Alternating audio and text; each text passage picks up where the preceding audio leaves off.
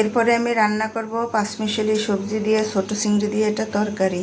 তার জন্য আমার উপকরণ: জিরা ফোড়ন দিব, জিরাগুলো ভাজাইতে বা পেঁয়াজ রসুন দিব।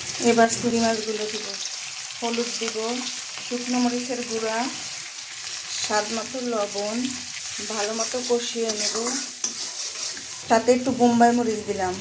এবার সবজিগুলো ভালো করে ভেজে নেব। সবজিগুলো কষানো হয়েছে, এবার জল দিব।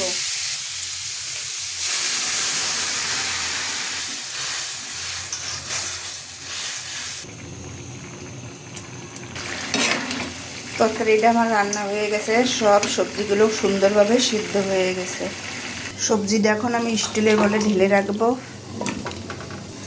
কাঁঠালের বিচি, আলু, মূলা, চিংড়ি মাছ, কাঁকরোল, পাঁচমিশালি সবজি। দুপুরবেলা আমি গরম গরম ভাতের সাথে পরিবেশনা করব।